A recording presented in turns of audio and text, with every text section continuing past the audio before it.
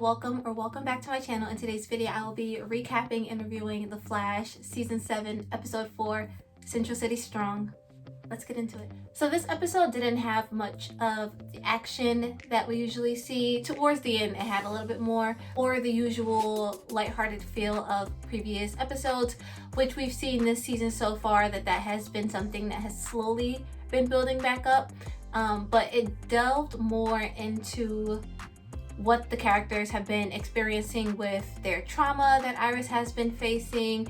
Same thing with Barry and everything that he's been going through, not having his wife all these months, and just all the previous trauma that he's experienced in his life. And for this to happen now with Iris, and to now finally have her back, and everything is fully setting in with him, so he's trying to cope with that as well.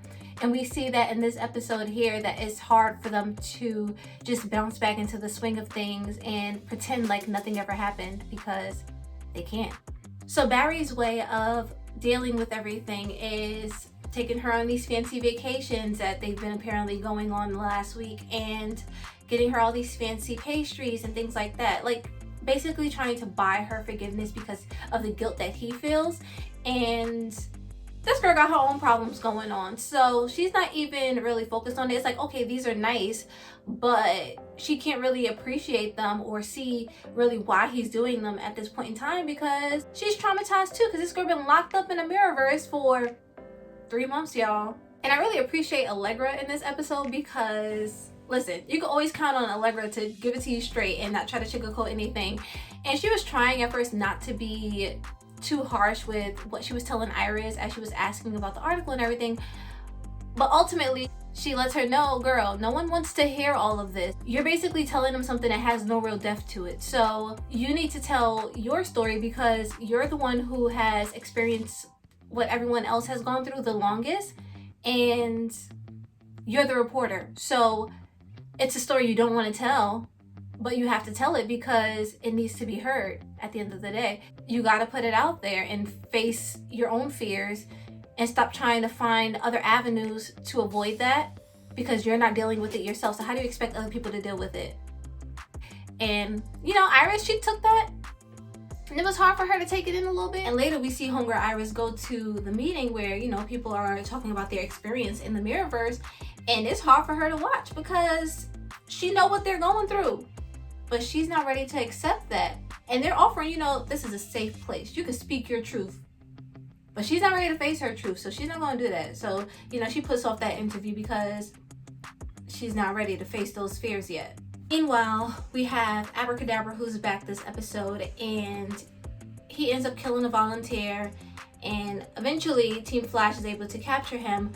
But did they really think it was going to be that easy? Well, did we really think it was going to be that easy for them to catch him and it'll just be over? No. So he gets captured. It's his plan to get captured so that way he can get the rest of the tech that he needs to build his antimatter bomb, which he's able to do so. So he was able to escape from Argus's custody, and man, they gotta do better. Once again, we see that Barry is beating himself up over it because he's been tricked again. And listen, we're in season 7, y'all. So for 6 previous seasons, he's been tricked many times before by people who he has both chosen to trust and has chosen not to trust.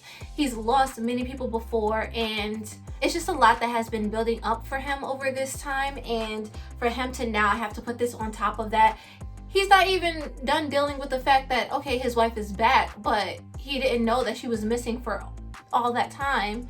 So to now have another problem on top of that, and what, earthquakes that's happening in Central City apparently, my man is hurt, and he feels like it's all his fault. He feels like he keeps getting beat.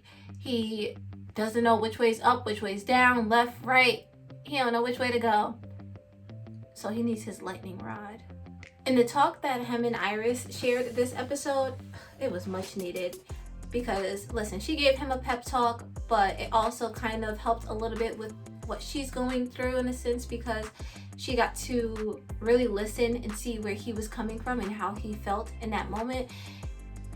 And ultimately what her conversation leads him to do allows her to realize what she has to do as well, which is cope with her trauma. But she's telling him in that moment, when she said, "You got me," I was like, that's right, girl. You stand by your man. I mean, he got you now. He didn't have you before because you was gone. But you stand by your man. You let him know that girl took you.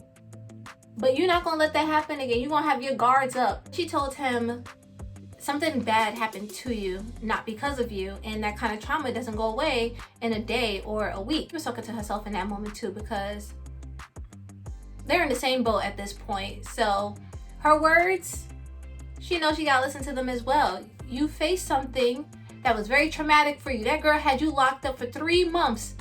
Same outfit for 3 months. What were you eating up in there for 3 months? A prisoner. I said, oh, Iris. She was trying to switch it up too. She would take the jacket off at some point, so it was just like a little pants top action. Put the jacket on. Oh, I'm going out.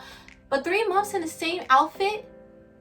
Disrespectful. Their little talk was much needed because Barry was able to let her know that the reason he's doing all of this is because he feels guilty that for 3 months he didn't realize that someone else was pretending to be his wife.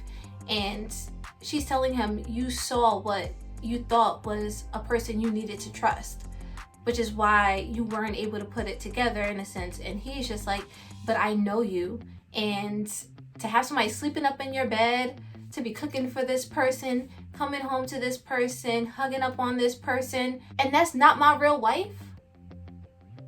And, you know, I know she was telling him it's okay, but I know she was thinking like, Dad, how you not know that's not me? But she ain't let him know that. She just gave him the pep talk he needed. Thanks to his talk with Iris, Barry realizes the real reason why Kadabra is doing what he's doing, and it's because he lost a family, and he blames the loss of that family on Barry because he didn't vanish during crisis like he was supposed to, but his family, you know, they're not here anymore. And thanks to the memory restorer, he was able to get back those pre-crisis memories, and he wants to make Barry and all of Central City pay for it by making everyone vanish, because if I'm not happy, y'all think y'all gonna be happy? No. So his plan is to use the antimatter bomb to explode over Central City. I really like the fact though that Barry didn't end up in a whole fight with Kadabra, and instead he just talked him down basically, because it felt better just because he's someone that he's previously known and he's been introduced before. So if it was someone new that was coming in, all right, yeah, let's fight it out, you know?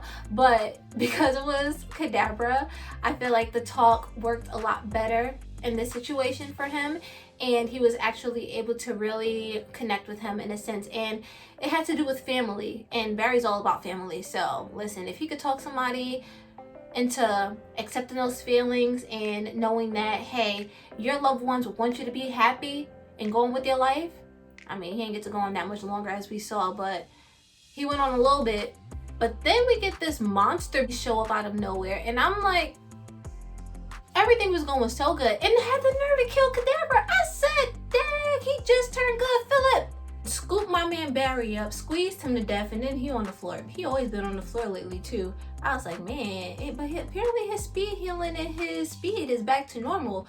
So, you know, he was able to recover pretty soon after that, but it took him down pretty quick though. Yeah, but the thing takes off, and now Team Flash has to figure out what this new problem is that they have to deal with. My girl Iris now has come back to the support group, and she's ready to open up, and her speech was so good because she finally was able to start to face what she experienced in a way where she was able to open up about it. But this was a great first step in terms of trying to find some peace and just dealing with everything that she had to deal with in there.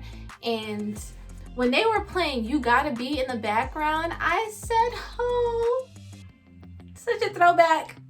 And I like that it was more of an upbeat song rather than, you know, something that was a little more sappy, because, you know, I love that kind of music too. But You Gotta Be with it, it gave inspiration in a sense that, yeah, girl, you gonna be good. In the episode 2, we see that Katie and Frost have been having like some headaches, and Cisco ends up running a few tests, but everything comes back normal. But at the end, we see that they have now split into 2 different people, and I'm excited to see how this plays out for next week with Frost and Katie, and to see Danielle Panabaker playing both at the same time, it's gonna be great.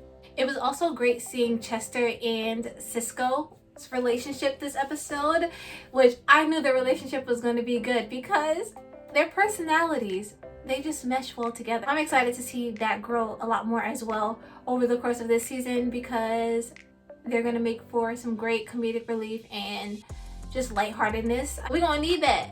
Oh, and congrats to Allegra because Iris gave her promotion because she spoke up and she told her what she needed to hear. I'm excited to see next week though. Well, I'm excited to see every week, but next week seems like it's going to be a lot darker than what we usually get, and with them living nightmares. And did y'all peep the Crow security in the promo trailer? I want to see how that plays into this episode for next week. I hope they let Caitlin and Frost stay separate for longer than just one episode, because it's good to see them when like they're in each other's heads and they're just communicating that way, but to see them playing out their relationship as two separate people, two whole separate identities, bodies, everything, I think that'll be really interesting, and I want to see that storyline play out a little bit more before they gotta become one again. And that was all for this week's episode, and I will see y'all in the next one. Peace.